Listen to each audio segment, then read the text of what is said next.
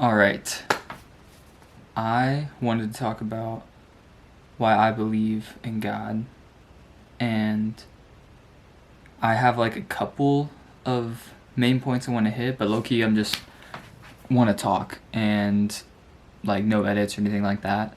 And I'm aware that I'm not perfect and my thought processes might have gaps in them, and that's why I kind of want to just talk it out and present it to you guys. And I hope that this might help some people kind of see where I'm coming from, or people who believe in God are coming from, and it can open like a good dialogue about that kind of stuff. So yeah, I just kind of want to talk uninterrupted about it. And yeah, so first off, I like science. I'm kind of a science guy, or I used to be, and a lot of the points I kind of made to myself early on came from, oh, I see all this complexity in the world around me, and it points more so to a creator than just evolution or a gradual approximation to these things, And the more I've kind of researched that and gone through that rabbit hole, I've found that it's not necessarily the most airtight argument for people who are skeptical of God or a creator in general. And the reason, I think, is because it's an appeal out of ignorance, right? Or like, hey, we don't know what happened, so we're just going to put God in there, right? And from someone who doesn't believe in God, from the perspective, it's like that it could be anything, you know what I mean? It could be the spaghetti monster guy who made all of it. Why has it got to be God, So I'm aware of that, and that makes sense to me. I get why people are skeptical of that kind of train of thought. And stuff like irreducible complexity, I think is what the argument's called. It's like where there's things in biology, right, where all these different parts have to work together to make the whole thing function as a whole. And from Darwinian evolution, from that standpoint, it doesn't really make sense how all those different parts could have developed independently and then been gradually improved upon throughout the billions of years, It's like, because without one of them, it's completely useless, and there'd be no point of iterating and continue it on through the gene pool, right? But we find that all these parts do fit together. We see that in bacteria, like the flagellum that they use, a bunch of other stuff, right? And so I do think that is a valid argument, but at the same time, I see how it is easily weakened by someone just saying, "No, you just say it's God, though. It could be anything." It's not. The complexity argument, I think, is valid, but it can be easily just, hey, we just haven't figured it out yet. Science will figure that out eventually, and so I get that.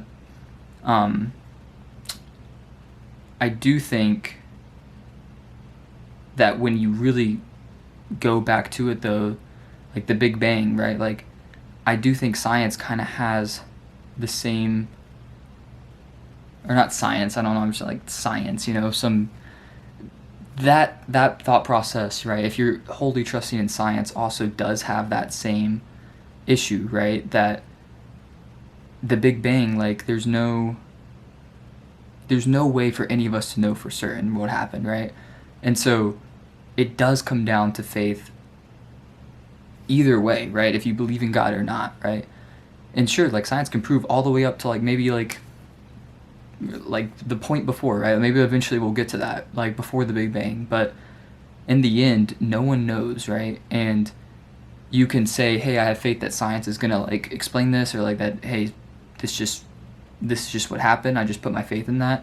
Or you can say, hey, I believe God caused this, right? And you can choose to believe that God chose to create, right? In the Bible, when it says, let there be light, that could have been the Big Bang, And it's stuff like that. It's like there is always going to be that missing puzzle piece. It just depends what you're going to fill it in with at that origin point of the universe and everything. And for me, I choose to believe in God, and hopefully these other points will kind of supplement why I come to that conclusion, rather than just saying, oh, it's just a happy accident, So that brings me to my next point. I believe what I found to be one of the single strongest evidences in my own life is I believe I really used to get into Stoic philosophy back like a few years ago, especially. And there's this thing that I think Epictetus talked about a lot. It was called this divine spark, right? And it's this thing that sets humans apart from any other creature. And it's something that, like Epictetus says, like, oh, it's like given from God to man. It's this divine spark that is given to us. And there's different, I guess, thoughts on what that could be, but really what I think sets us apart is we have the reason, right? And we also, I think it's the veneration of virtue is how I like to put it, that we see things, right, from an evolutionary perspective would make no sense for us to venerate, to care about, or to point at, oh, that is good, right? But we do. Like, by and large, humans can come to a conclusion that something can be good, right? That there's an objective goodness, right? And I'm not saying everyone believes that, right? Like, there are people who don't believe in objective good, but I think I more so mean that in like isolated incidences of that, right? Like, say you see on the news someone like tries to rob a Taco Bell or something, and it's just this dude in a ski mask. He pulls up and he pulls out a gun. He has it pointed at the cashier, right? And then this random guy who was just getting a taco, he jumps in front of the gun and takes a bullet for someone he didn't even know, and there are stories of this like all throughout history. There's German soldiers who were rescued by Soviet soldiers who had no motivation to do that, and they weren't from a particularly religious background. One story I think is Franz Hockenjoss. If you want to look that up, I think it was an instance of a German who was saved by a Soviet when they were enemies. And from an evolutionary perspective, that makes no sense. Like, why on earth would you do that? There's nothing to gain from that. There's no publicity, especially in the sense of war. There's no publicity. You could actually be hurt. There could be consequences by your commander for doing that, going against the orders. And it's like, we see that though. We see those stories, right?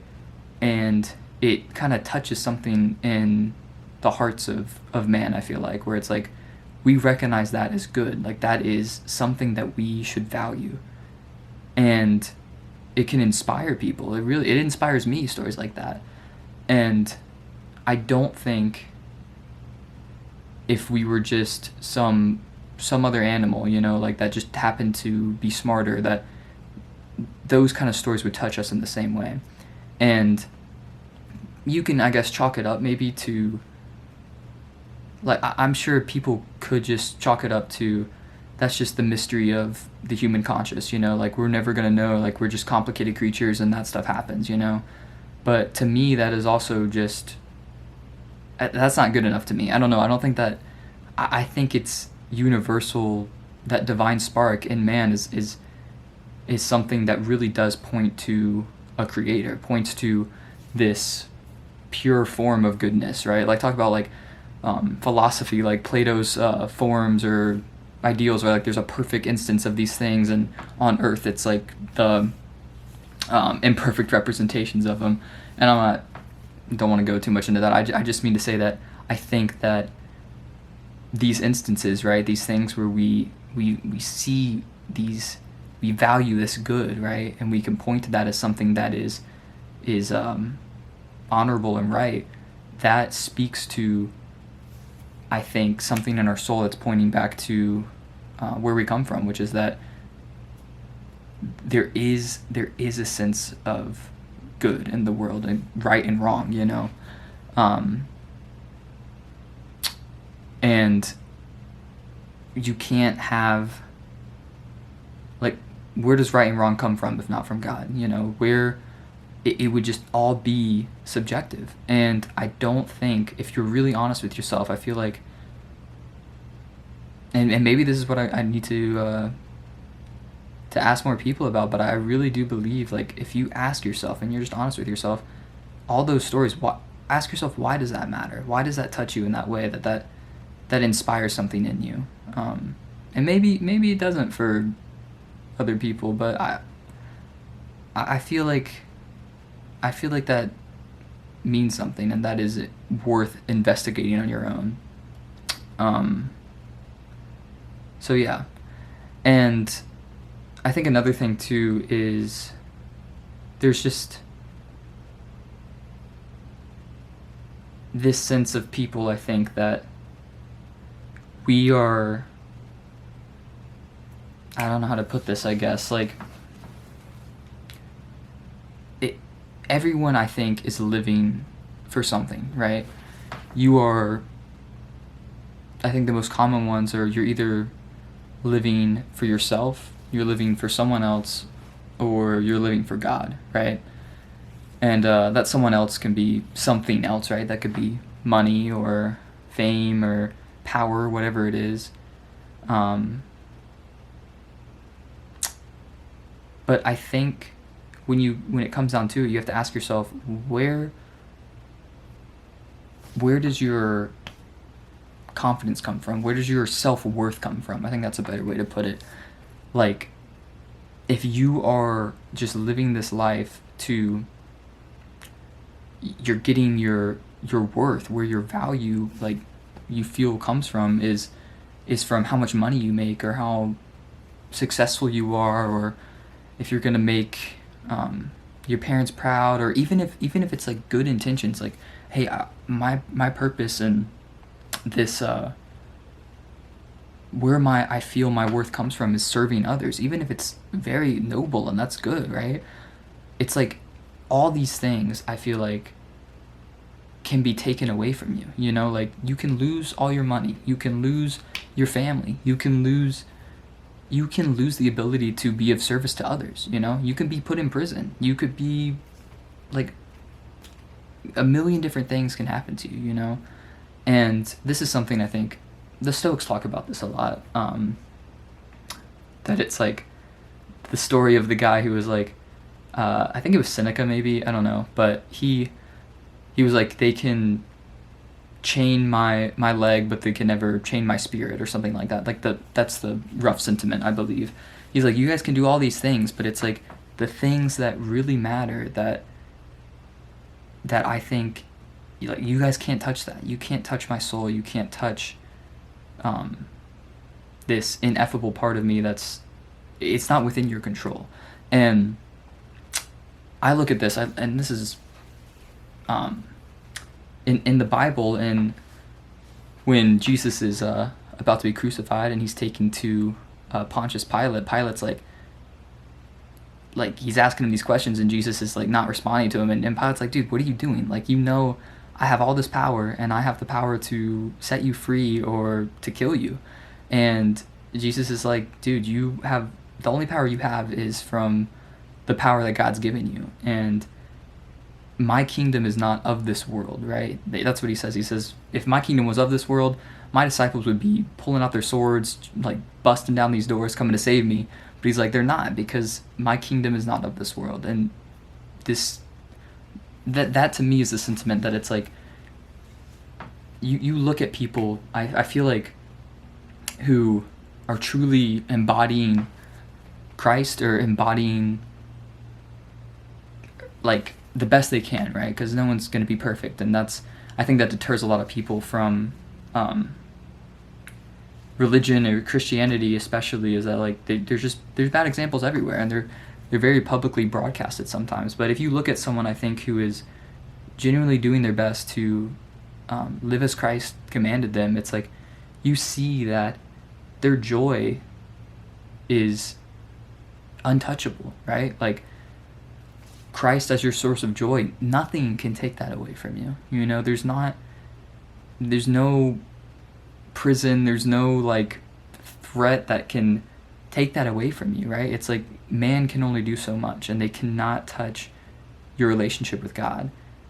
That is solely between you and him. And I think that is such a powerful testimony. Like, you see these people's lives who live like that, and you see, like, this joy they have even in these trials. Like, not it's not that life is easy, it's just that with God, you know that it's going to be okay, that God's got you. And I see that as something that is not, like, I don't think that's just something that's in people's heads, you know? It's like, that is a real, like, it changes people's lives. It's changed my life. Like, I know that when you put your worth in God and in something that no one else can touch or take away from you, it really does make a difference in your life. And you're not living for these things that used to be so important, you know, and you'll chase them and you'll chase them and you'll chase them. You see it in people's lives. There's so many cautionary tales of this. It's like people chase money, they chase fame, they chase success, and where does it end them at the end of it all? You ask these people, like these billionaires, these famous actors or singers or whatever, it's like there's so many stories of them being like, yeah, I got everything I wanted, and at the end of the day, I wanted more. It wasn't enough, and I wasn't satisfied or fulfilled. And I feel like, this is kind of an old saying, I think, but I really do believe that there is a God-shaped hole in the heart of all of us, in all of our hearts. You know, it's like there is something. Talk about a divine spark given to man. There's also this like desire to be, I don't know if desire is the right word, but there's something I think in us that is only fulfilled with a relationship with God. And I see, because it's so universal, I feel like it doesn't matter what country you're from, what language you speak, the color of your skin, what your gender, you know, it's like all these, if you are a human being, right, you see the power that a relationship with God has on these people, how it changes people's lives. And I really believe that that's something that is just not, like, I don't get how people could just convince themselves of that, or that could be something that's just faked for all these millions of people, you know. But anyway, I guess that's not more of like evidence. That's just like, this really is. I mean, I guess maybe it kind of is. I don't know. To me, at least, it really does point to God and point to Christ. And the last point, I kind of come out from these different angles, right? Like the science thing, and then veneration of virtue, and now like the personal testimonies of people, and how we all are kind of like, the fulfillment that comes from God is real, at least what I've seen in my own life and in others. And the last kind of angle I want to approach this from is the historical piece, because I believe that does more, I think different pieces of evidence are more impactful to different people. Like some people just see the world in a certain way where it's more beneficial to them to have it presented from a historical perspective, and I love history too. And so for me, Christianity especially is, I don't know if I said especially, Christianity is really pinpointed, and like the crux of it comes from the crucifixion and resurrection of Jesus. And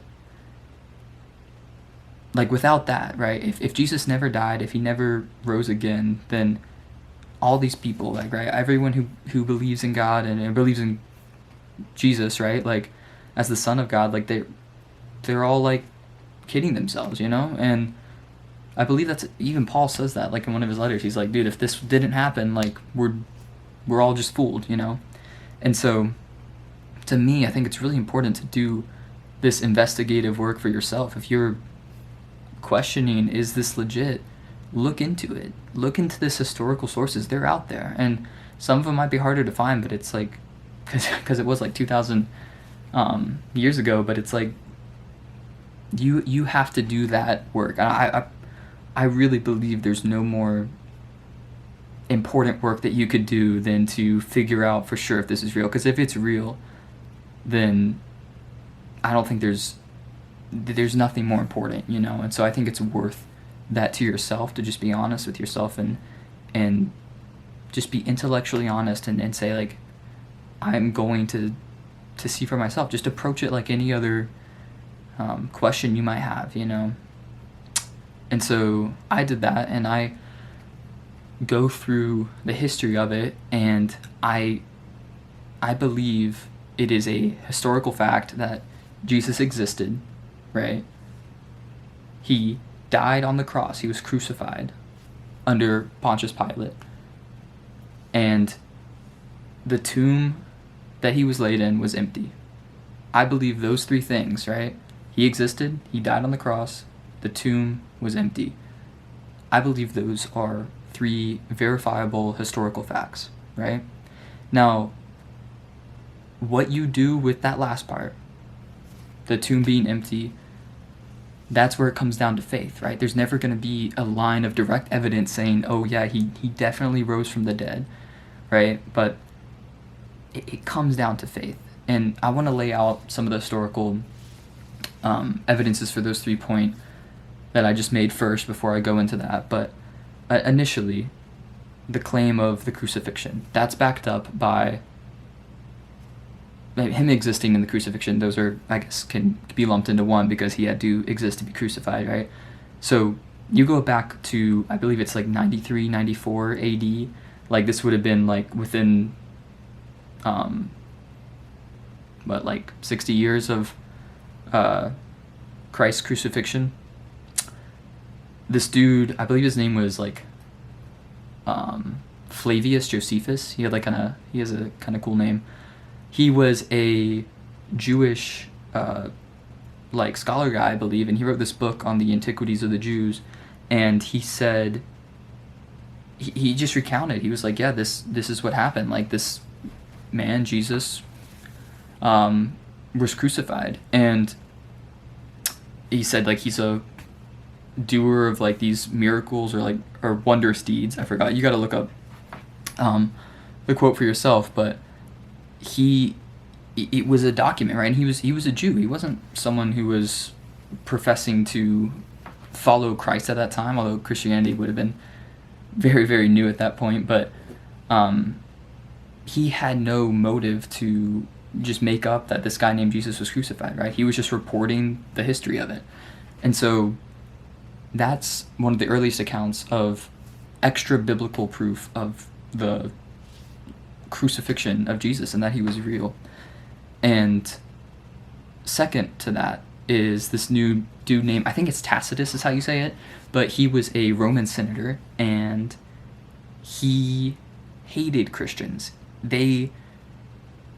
Basically what happened, I'll set the scene for you guys. Nero was the emperor, right? And fire, when he was emperor, just destroyed like most of Rome, right? And the people didn't like Nero. They're like, dude, this dude definitely like had something to do with this. Let's like go get this guy. And Tacitus records this in his books. He was a scholar, historian too, and he records this detail saying, this is what happened. Nero, like, he freaked out, like, they're all coming at me, and so I'm going to blame the Christians. And because they're blaming me, I'm going to blame the Christians.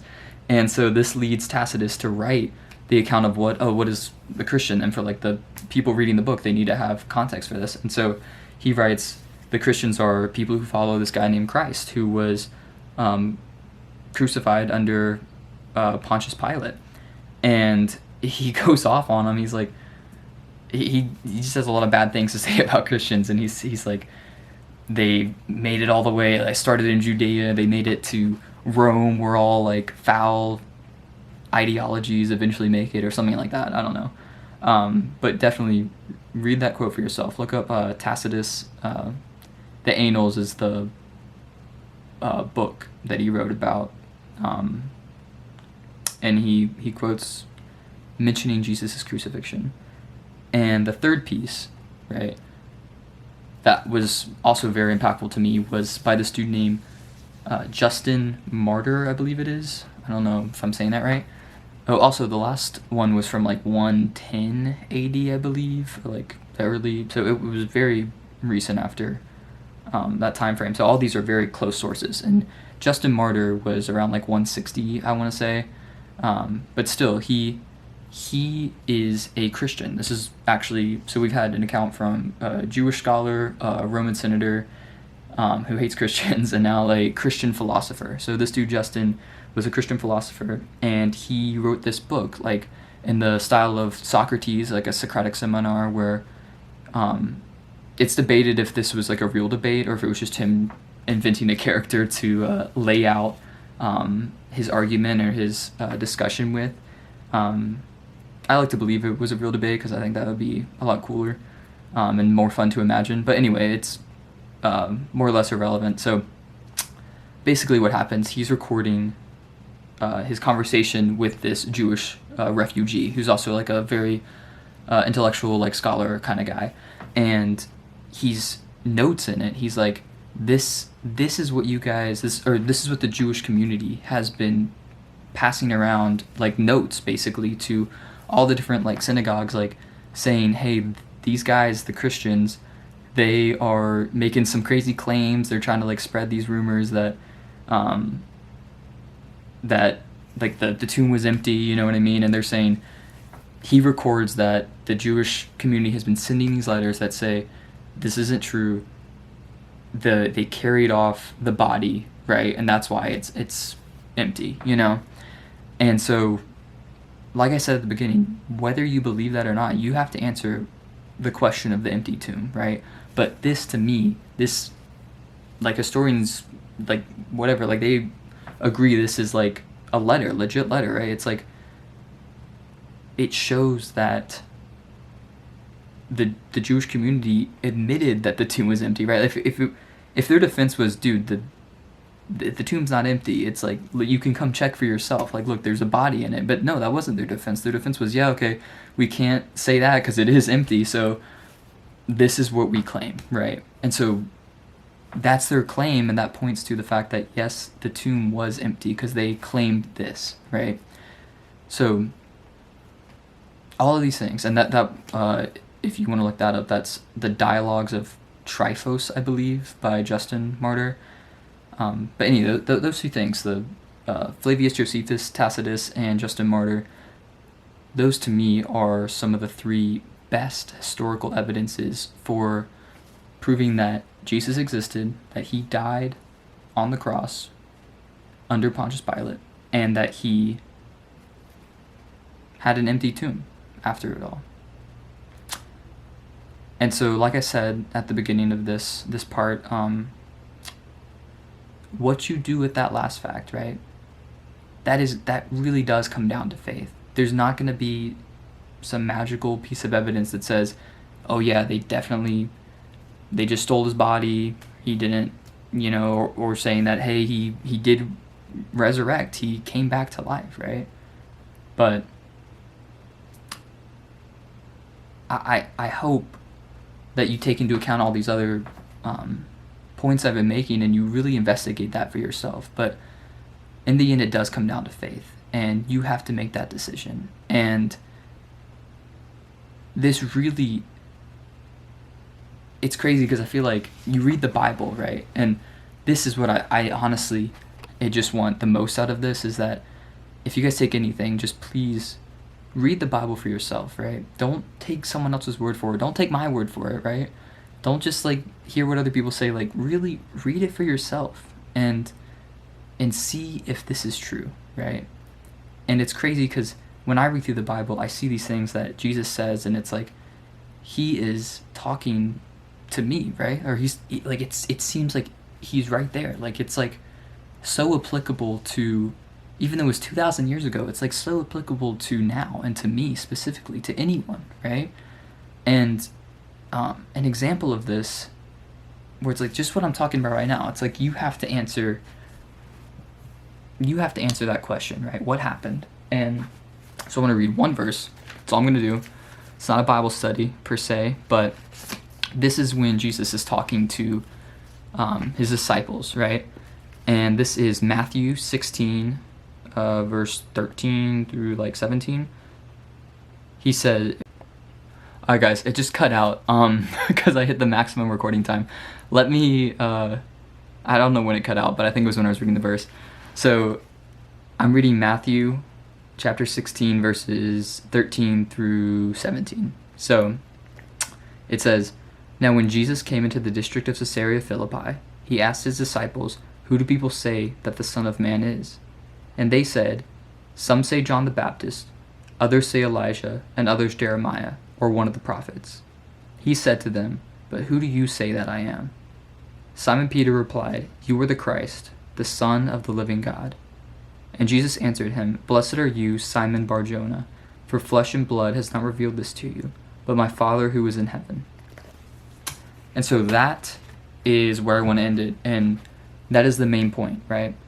All of the stuff I said, like, I really do encourage you to read this stuff for your own. Read the Bible for your own. Read the Gospels. Read the story of Jesus. But at the end of the day, right, it all comes down to that one question. Who do you say that Jesus is? Like, I feel like that the importance of that cannot be understated. Like,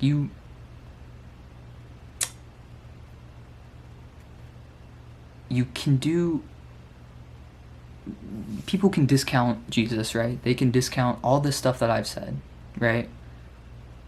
And they can see it any which way they like. And the one thing I feel like you can't do to Jesus is ignore him. And it feels like that Steve Jobs commercial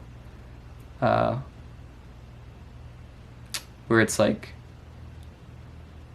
the one thing you can't do to these like great people who changed the world is ignore them. You know, you can spit at them, curse them, do whatever you want, but you can't ignore him. And that's how I feel with Jesus. It's like him or not, he has impacted the world so much. And more than that, he's impacted the lives of so many people, like on a personal level, in a way that can't be taken away from them by anyone.